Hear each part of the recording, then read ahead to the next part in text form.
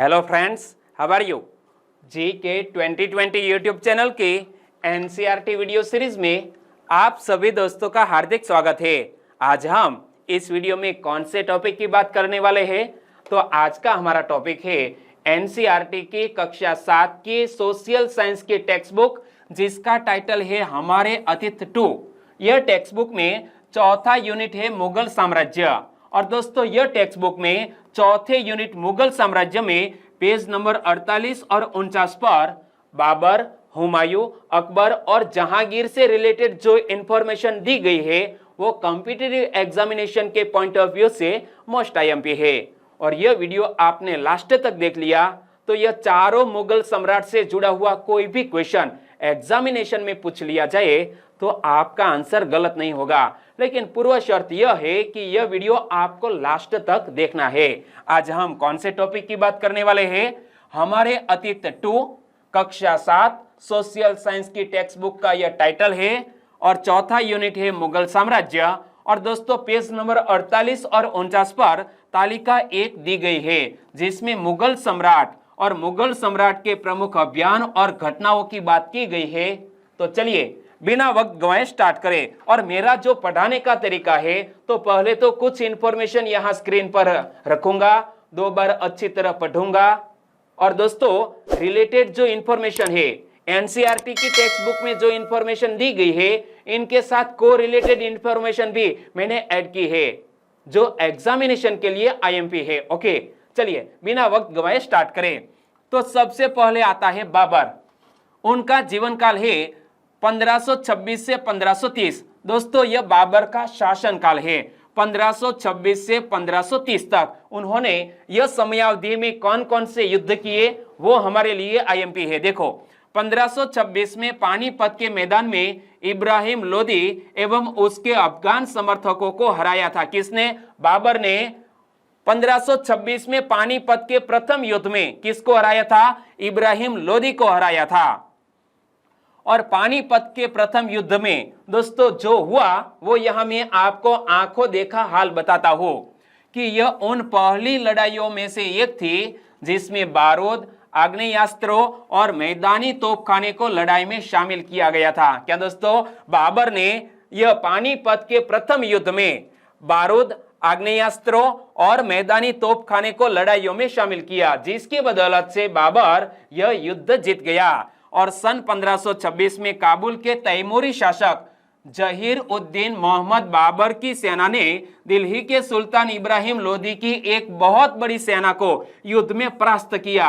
और युद्ध 21 अप्रैल 1526 को पानीपत के निकट लड़ा गया था। एक बार फिर से देख लो कि यह उन पहली लड़ाइयों में से एक थी जिसमें बारूद, आग्नेयास्त्रों और मैदानी तोपखाने को लड़ाई में शामिल किया गया था। और शामिल किसने किया? बाबर ने। यहां से क्वेश्चन निकल सकता है कि किस मुगल शासक ने युद्ध में तोपखाने का प्रयोग किया था? तो बाबर ने। और सन 1526 में काबुल के तैमूरी शासक जहीर उद्दीन मोहम्मद बाबर, बाबर का पूरा नाम क्या है? जहीर उद्दीन मोहम्मद बाबर, बाबर का पूरा नाम है। और बाबर की सेना ने दिल्ली के सुल्तान इब्राहिम लोदी की एक बहुत बड़ी सेना को युद्ध में परास्त किया। और युद्ध 21 अप्रैल 1526 को पानीपत के निकट लड़ा गया था। और जो इंफॉर्मेशन मैंने आपको बताई उनको बेस बनाते हुए अच्छा सा क्वेश्चन यहां स्क्रीन पर। पानीपत के प्रथम युद्ध के संदर्भ में निम्नलिखित कथनों पर विचार करें। 2 सेंटेंस दिए हैं और उपरयुक्त में से कौन सा कथन सही है वो पता लगाना है। मतलब दोनों सेंटेंस ध्यान से पढ़ने पड़ेंगे। पढ़ो। यह युद्ध हेमू और अकबर की सेना के बीच पानीपत के मैदान में लड़ा गया था। क्या दोस्तों? पानीपत का प्रथम युद्ध हेमू और अकबर की सेना के बीच पानीपत के मैदान में लड़ा गया था। यह सेंटेंस गलत है, क्योंकि यह पानीपत का जो प्रथम युद्ध था वो इब्राहिम लोदी और बाबर की सेना के बीच लड़ा गया था। तो पहला सेंटेंस हो गया गलत। लेकिन याद रखना, पानीपत का दूसरा युद्ध किसके बीच हुआ था? आपको पता है तो नीचे कमेंट सेक्शन में लिख सकते हैं। युद्ध 21 अप्रैल 1526 को पानीपत के निकट लड़ा गया था। यह कथन बिल्कुल सही है। और हमें पूछा गया है कौन सा कथन सही है, तो केवल 2 नंबर का सेंटेंस सही आंसर बन जाता है ऑप्शन बी। पहला यह क्वेश्चन आपका सही हुआ या गलत? सही हुआ, वेल डन। आगे बात करते हैं। बाबर ने 1527 में खानुवा में राणा सांगा, राजपूत राजाओं और उनके समर्थकों को हराया। दोस्तों बहुत सी टेक्स्ट बुक में यह खानुवा का युद्ध या तो खानवा का युद्ध ऐसा भी जिक्र किया गया है। यदि खानुवा युद्ध न हो तो खानवा युद्ध भी शब्द हो सकता है। तो बाबर ने 1527 में खानवा में राणा सांगा, राजपूत राजाओं और उनके समर्थकों को हराया था। और खानवा के युद्ध की बात आई तो खानवा का युद्ध 16 मार्च 1527 को आगरा से 35 किमी दूर खानवा गांव में बाबर एवं मेवाड़ के राणा सांगा के मध्य लड़ा गया था। यह भी हमें याद होना चाहिए कि खानवा का युद्ध किसके मध्य हुआ था? एक तरफ था बाबर और दूसरी तरफ था मेवाड़ का राजा राणा सांगा। दोनों के बीच यह युद्ध लड़ा गया और पानीपत का प्रथम युद्ध के बाद बाबर द्वारा लड़ा गया यह दूसरा बड़ा युद्ध था। दोस्तों बाबर ने सबसे पहले जो युद्ध लड़ा वो था पानीपत का प्रथम युद्ध। पानीपत के प्रथम युद्ध के बाद बाबर द्वारा लड़ा गया दूसरा युद्ध कौन सा था? तो याद रखना, खानवा का युद्ध। दोस्तों गले में थोड़ी खरोच होने की वजह से बोलने में दिक्कत हो रही है, इसलिए क्षमा चाहता हूं। क्वेश्चन आपकी स्क्रीन पर है। खानवा का युद्ध किसके मध्य हुआ था? खानवा का युद्ध किसके मध्य हुआ था? एक तरफ था बाबर और सामने कौन था? बाबर एवं इब्राहिम लोदी। गलत, क्योंकि यह पानीपत का प्रथम युद्ध। ओके, तो बाबर एवं राणा सांगा के बीच, किसके बीच? बाबर एवं राणा सांगा के बीच खानवा का युद्ध हुआ था। तो सही आंसर है ऑप्शन ए। और बाबर ने 1528 में चंदेरी में राजपूतों को हराया। तो यहां से भी एक क्वेश्चन बन सकता है कि चंदेरी का युद्ध किसके बीच हुआ था? एक तरफ था बाबर और दूसरी तरफ थे राजपूत। दोनों के बीच युद्ध हुआ, लेकिन जीत किसकी हुई? बाबर की। तो चंदेरी का युद्ध 29 जनवरी 1528 में मुगलों तथा राजपूतों के मध्य लड़ा गया था। खानवा का युद्ध के पश्चात राजपूतों की शक्ति पूरी तरह नष्ट नहीं हुई थी, इसीलिए बाबर ने चंदेरी का युद्ध शेष राजपूतों के खिलाफ लड़ा। इस युद्ध में राजपूतों की सेना का नेतृत्व मेदिनी राय खंगार ने किया था। क्या? मेदिनी राय खंगार ने राजपूत सेना का नेतृत्व किया था। एक बार फिर से देख लो कि बाबर ने 1528 में चंदेरी में राजपूतों को हराया। चंदेरी का युद्ध 29 जनवरी 1528 में मुगलों तथा राजपूतों के मध्य लड़ा गया था। खानवा युद्ध के पश्चात राजपूतों की शक्ति पूरी तरह नष्ट नहीं हुई थी, इसलिए बाबर ने चंदेरी का युद्ध शेष राजपूतों के खिलाफ लड़ा और इस युद्ध में राजपूतों की सेना का नेतृत्व मेदिनी राय खंगार ने किया। तो यहां से भी ऐसा क्वेश्चन एग्जामिनेशन के लिए बन सकता है कि चंदेरी का युद्ध किसके मध्य लड़ा गया था? बताइए, चंदेरी का युद्ध किसके मध्य लड़ा गया था? एक तरफ था बाबर, बाबर मतलब मुगल सेना थी, और दूसरी तरफ थे शेष बचे राजपूत सेना। ओके, तो सही आंसर बनेगा मुगल और राजपूतों के बीच चंदेरी का युद्ध लड़ा गया था। सही आंसर है ऑप्शन बी। आगे बात करें तो बाबर ने अपनी मृत्यु से पहले दिल्ली और आगरा में मुगल नियंत्रण स्थापित किया था। क्या? बाबर ने अपनी मृत्यु से पहले दिल्ली और आगरा में मुगल नियंत्रण स्थापित किया। और दोस्तों बाबर के बाद उनका पुत्र हुमायूं गद्दी पर आता है और हुमायूं का शासनकाल है 1530 से 1540 एवं 1555 से 1556। तो सबसे पहले बात करते हैं कि हुमायूं ने अपने पिता की वसीयत के अनुसार जायदाद का बंटवारा किया। पिता का नाम क्या मैंने बताया? बाबर।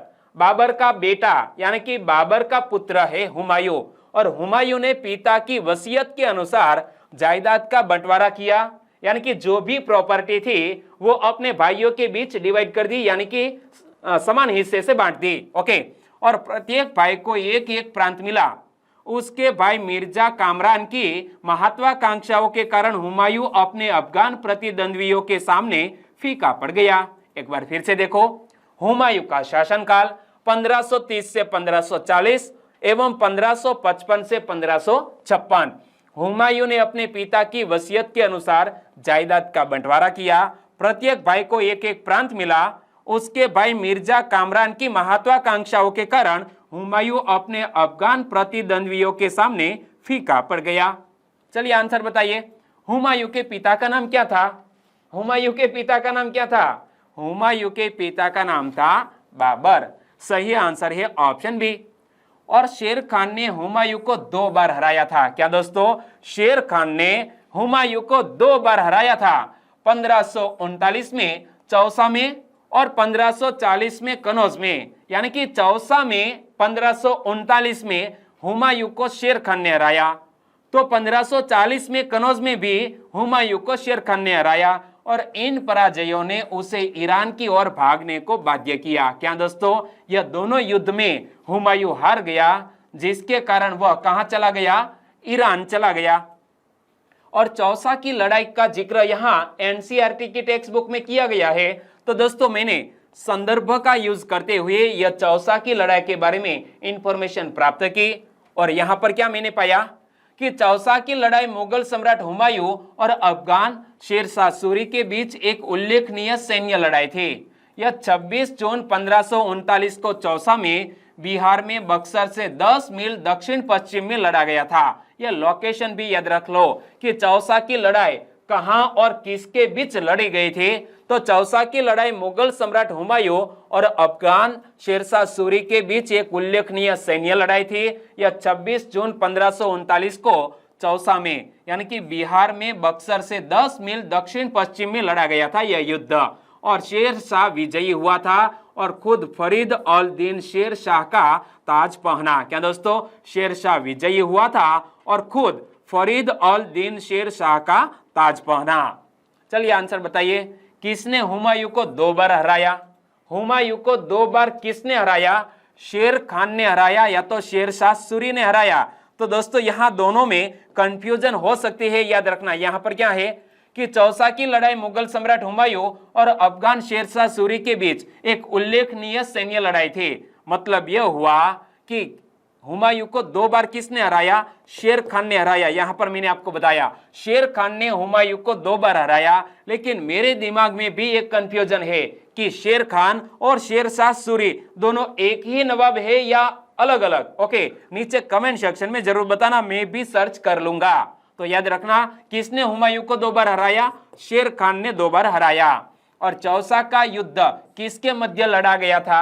ऐसा क्वेश्चन सामने आए तो चौसा का युद्ध किसके मध्य लड़ा गया था? तो एक तरफ था शेरशाह, ओके, तो शेरशाह सूरी और हुमायूं के मध्य चौसा का युद्ध लड़ा गया था। मतलब यह साफ हो गया कि शेर खान और शेरशाह सूरी एक ही थे। आगे बात करें तो ईरान में हुमायूं ने सफाविद शाह की मदद ली। क्या दोस्तों? ईरान में जाकर हुमायूं ने सफाविद शाह की मदद ली।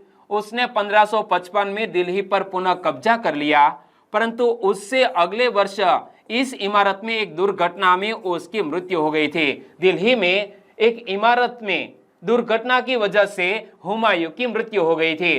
तो हुमायूं की मृत्यु कैसे हुई? दिमाग में क्वेश्चन है ना? चलिए डाउट क्लियर करते हैं। तो क्या हुआ? हुमायूं की जीवनी का नाम हुमायूंनामा है, जो उनकी बहन गुलबदन बेगम ने लिखी है। यहां से क्वेश्चन निकल सकता है कि हुमायूंनामा ऑटोबायोग्राफी किसने लिखी है? गुलबदन बेगम ने लिखी है। गुलबदन बेगम कौन है? हुमायूं की बहन थी। और इसमें यानी कि यह ऑटोबायोग्राफी में हुमायूं को काफी विनम्र स्वभाव का बताया गया है और इस जीवनी के तरीके से उन्होंने हुमायूं को क्रोधित और उकसाने की कोशिश भी की है। हुमायूं की मृत्यु एक अचानक घटना की वजह से हुई थी। वह सीढ़ियों से गिर पड़े थे। क्या?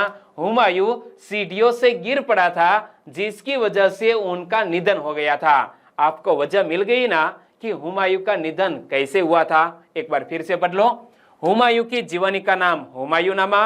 हुमायूंनामा किसने लिखी है? गुलबदन बेगम ने लिखी है और इसमें हुमायूं को काफी विनम्र स्वभाव का बताया गया है और इस जीवनी के तरीके से उन्होंने हुमायूं को क्रोधित और उकसाने की कोशिश भी की है। और हुमायूं की मृत्यु एक अचानक घटना की वजह से हुई थी। वह सीढ़ियों से गिर पड़े थे। क्या? हुमायूं सीढ़ियों से गिर पड़े थे। चलिए आंसर बताइए, हुमायूं की जीवनी का नाम क्या है?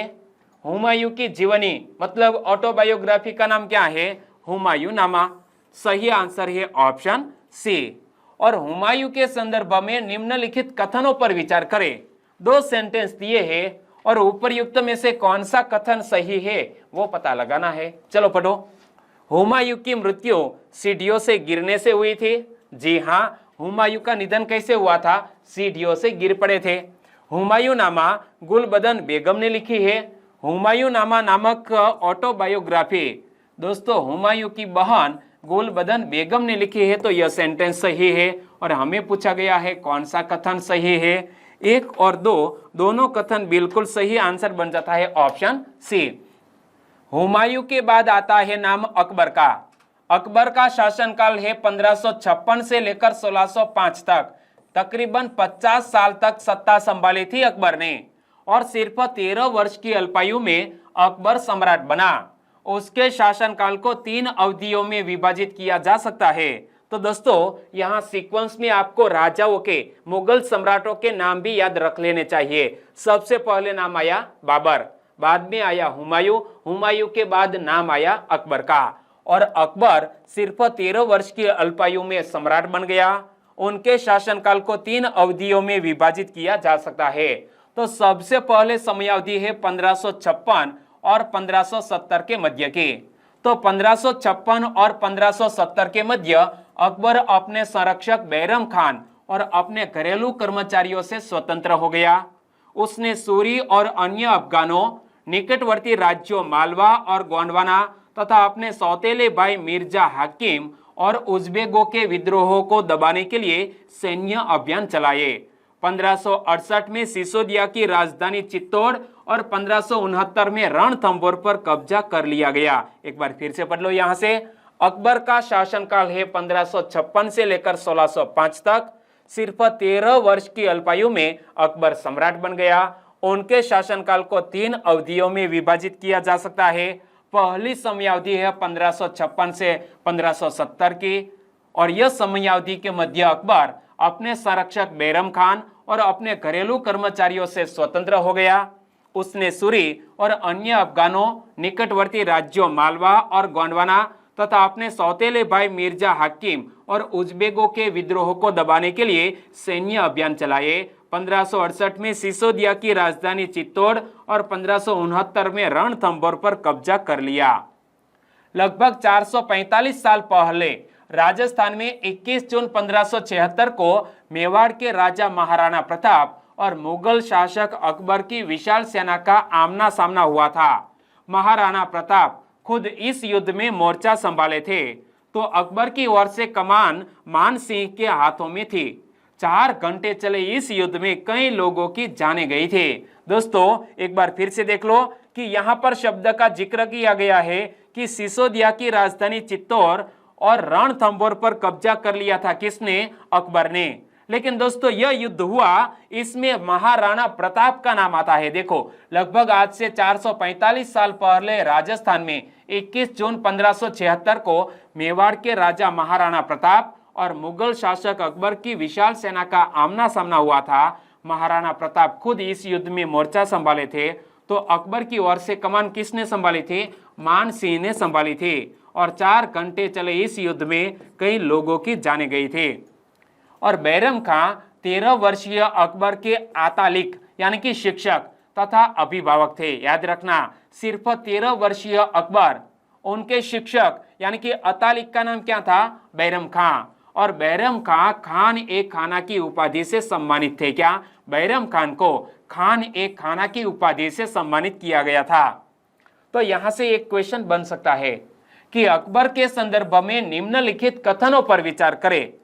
3 सेंटेंस दिए हैं और उपरयुक्त में से कौन सा कथन सही है वो पता लगाना है। चलो पढ़ो। अकबर की सेना ने राणा सांगा के साथ युद्ध किया था। अकबर की सेना ने राणा सांगा के साथ युद्ध किया था। मैंने कहीं भी राणा सांगा का नाम नहीं लिया, महाराणा प्रताप का जिक्र किया। तो अकबर की सेना ने महाराणा प्रताप के साथ युद्ध किया था, यह सेंटेंस सही या गलत? बैरम खां अकबर के शिक्षक थे, यह कथन भी बिल्कुल सही। बैरम खां अकबर के शिक्षक थे। तो यहां हमें पूछा गया है कौन सा कथन सही है? 2 और 3 नंबर का सेंटेंस सही। आंसर बन जाता है ऑप्शन बी। आगे बात करें तो अकबर की समयावधि, शासनकाल की समयावधि है 1570 से 1585 के मध्य की। तो यह समयावधि के मध्य गुजरात के विरुद्ध सैनिक अभियान हुए और इन अभियानों के पश्चात उसने पूर्व में बिहार, बंगाल और उड़ीसा में अभियान चलाए, जिन्हें 1579-80 में मिर्जा हाकिम के पक्ष में हुए विद्रोह ने और जटिल कर दिया। क्या दोस्तों, 1570 और 1585 के मध्य गुजरात के विरुद्ध सैनिक अभियान हुए। इन अभियानों के पश्चात उसने पूर्व में बिहार, बंगाल और उड़ीसा में अभियान चलाए, जिन्हें 1579-80 में मिर्जा हाकिम के पक्ष में हुए विद्रोह ने और जटिल कर दिया। और दोस्तों, अकबर के शासनकाल को तीसरे विभाग में विभाजित किया जा सकता है, जो समयावधि है 1585 से 1605 के मध्य की। तो यह समयावधि के मध्य अकबर ने साम्राज्य का विस्तार किया, उत्तर पश्चिम में अभियान चलाए गए, सफाविदों को हराकर कांधार पर कब्जा किया गया और कश्मीर को भी जोड़ लिया गया। दोस्तों, यह लास्ट समयावधि है अकबर की कि 1585 से 1516 के मध्य अकबर के साम्राज्य का विस्तार हुआ, उत्तर पश्चिम में अभियान चलाए गए, सफाविदों को हराकर कांधार पर कब्जा किया गया और कश्मीर को भी जोड़ लिया गया। चलिए आंसर बताइए, सफाविदों को हराकर कांधार पर कब्जा किसने किया? सफाविदों को हराकर कांधार पर कब्जा किसने किया? हम किसकी बात कर रहे हैं? अकबर की बात कर रहे हैं। तो अकबर ने दोस्तों सफाविदों को हराकर कांधार पर कब्जा किया। सही आंसर है ऑप्शन सी। आगे बात करें तो मिर्जा हाकिम की मृत्यु के पश्चात काबुल को भी उसने अपने राज्य में मिला लिया। किसने? अकबर ने मिर्जा हाकिम की मृत्यु के पश्चात काबुल को भी उसने अपने राज्य में मिला लिया। दक्कन में अभियानों की शुरुआत हुई और बर्रार, खानदेश और अहमदनगर के कुछ हिस्सों को भी उसने अपने राज्य में मिला लिया। अपने शासन के अंतिम वर्षों में अकबर की सत्ता राजकुमार सलीम के विद्रोह के कारण लड़खड़ा गई और यही सलीम आगे चलकर सम्राट जहांगीर कहलाया। एक बार फिर से पढ़ लो कि मिर्जा हाकिम की मृत्यु के पश्चात काबुल को भी अकबर ने अपने राज्य में मिला लिया। दक्कन में अभियानों की शुरुआत हुई और बर्रार, खानदेश और अहमदनगर के कुछ हिस्सों को भी उसने अपने राज्य में मिला लिया। अपने शासन के अंतिम वर्षों में अकबर की सत्ता राजकुमार सलीम के विद्रोह के कारण लड़खड़ाई और यही सलीम आगे चलकर क्या बना? सम्राट जहांगीर कहलाया। तो यहां से क्वेश्चन निकल सकता है कि किसका नाम सलीम था? किसका नाम सलीम था? जहांगीर का नाम सलीम था। ओके, सही आंसर है ऑप्शन डी। और दोस्तों यहाँ अकबर और जहांगीर मतलब सलीम दोनों के बीच एक जो भी मानसिक रूप से लड़ाई लड़ी गई थी, तो दोस्तों एक अच्छी फिल्म भी बनी है जिसका नाम है मुगले आजम। बहुत ही अच्छी मूवी है, लंबी मूवी है। और दोस्तों इसमें शानदार किरदार किस अभिनेत्री ने निभाया है, किस एक्ट्रेस ने निभाया है, आपको याद है तो नीचे कमेंट सेक्शन में लिख सकते हैं। ओके, तो किसका नाम सलीम था? जहांगीर का नाम सलीम था। तो अब जहांगीर की बात करें। जहांगीर का शासनकाल है 1605 से 1627 तक। जहांगीर ने अकबर के सैन्य अभियानों को आगे बढ़ाया। मेवाड़ के सिसोदिया शासक अमर सिंह ने मुगलों की सेवा स्वीकार की। इसके बाद सिखों, अहोमों और अहमदनगर के खिलाफ अभियान चलाए गए जो पूर्णतः सफल नहीं हुए। एक बार फिर से पढ़ लो, जहांगीर का शासनकाल 1605 से 1627। जहांगीर ने अकबर के सैन्य अभियानों को आगे बढ़ाया। मेवाड़ के सिसोदिया शासक अमर सिंह ने मुगलों की सेवा स्वीकार की। इसके बाद सिखों, अहोमों और अहमदनगर के खिलाफ अभियान चलाए गए जो पूर्णतः सफल नहीं हुए। जहांगीर के शासन के अंतिम वर्षों में राजकुमार खुर्रम, जो बाद में सम्राट शाहजहां कहलाया, उन्होंने विद्रोह किया। जहांगीर की पत्नी नूरजहां ने शाहजहां को हाशिए पर धकेलने के प्रयास किए जो असफल रहे। दोस्तों जहांगीर के बाद राजकुमार खुर्रम ने सत्ता संभाली। खुर्रम आगे चलकर शाहजहां कहलाया और शाहजहां ने विद्रोह किया। किसके खिलाफ? अपने पिता जहांगीर के खिलाफ शाहजहां ने विद्रोह किया और जहांगीर की पत्नी नूरजहां ने शाहजहां को हाशिए पर धकेलने के प्रयास किए जो असफल रहे। तो दोस्तों चलिए इस क्वेश्चन का आंसर बताइए, किसका नाम खुर्रम था? किसका नाम खुर्रम था? शाहजहां का नाम खुर्रम था। और सलीम किसका नाम था? जहांगीर का नाम सलीम था। तो यहां आंसर बनता है ऑप्शन ए। और दोस्तों कक्षा 7 सामाजिक विज्ञान पेज नंबर 48 और 49 पर सोशल साइंस में जो इंफॉर्मेशन थी वो यहाँ मैंने आपके सामने रखी, रिलेटेड इंफॉर्मेशन भी यहाँ आपके सामने रखी, जो भी क्वेश्चन बन सकते थे वो भी रखे।